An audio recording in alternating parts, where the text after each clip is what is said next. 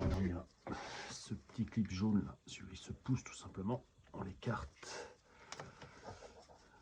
Voilà, on l'écarte un peu en arrière.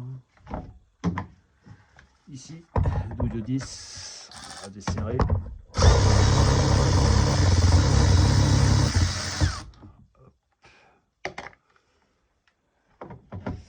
Donc, logiquement, cette première durite là va s'enlever. On fait attention de ne rien perdre. Attention au joint ici.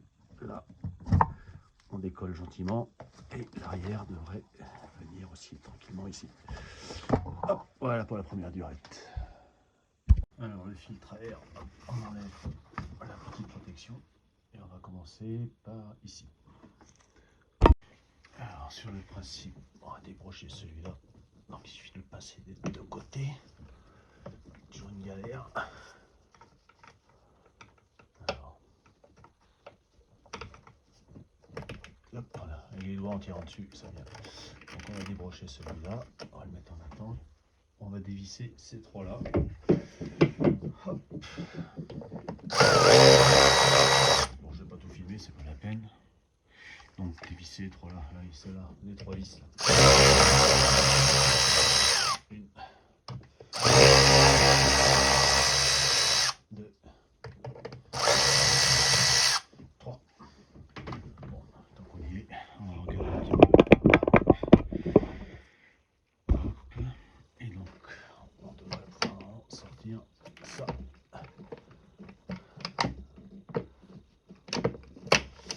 Et donc il suffit de le déclipser de derrière et logiquement il n'est pas très épais, donc c'est pas la peine de débrancher le débit.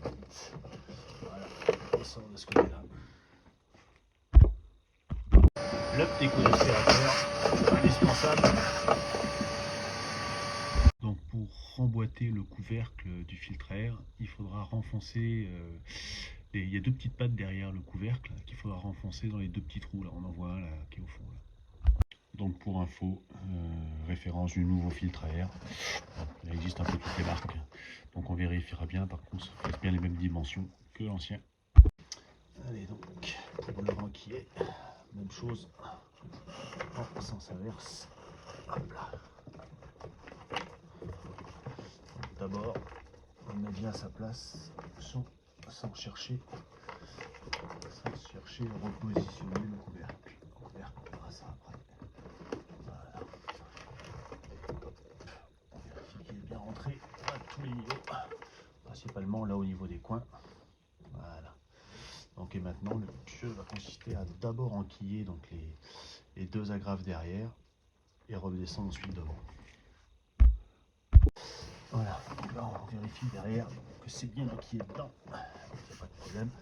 On redescend et donc là il n'y a plus qu'à revisser ces trois vis là en un premier temps. Donc voilà, celui-là est un petit peu plus épais. Qu'est-ce que je vais dire d'autre? Faut pas oublier non plus quand on remet le couvercle de faire attention à celui-là. Donc là on peut le reclipser, c'est bon, donc il est bien vérifié. Certains vont me dire mais pourquoi on ne débranche pas celui-là?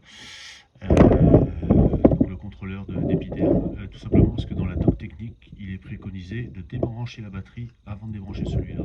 Pour qui, pourquoi, comment, j'ai déjà fait ça, bon, voilà, mais c'est pas impératif de débrancher celui-là. Ah, j'ai oublié de dire, pour les petites vis là, Torx T25. Remontage de la dernière durite turbo. Donc on va commencer par celle du fond. Hop.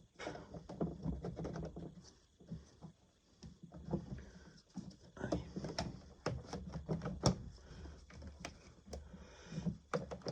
Hop. Voilà. On vérifie d'abord qu'elle est bien engagée à fond de ce côté-là. Ensuite, côté turbo.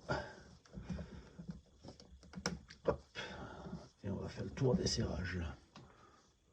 Donc on va remettre la petite protection thermique sur le principe, donc les deux petites rotules femelles là, qui vont venir sur les deux petites rotules mâles. Donc là, il n'y a rien de spécial.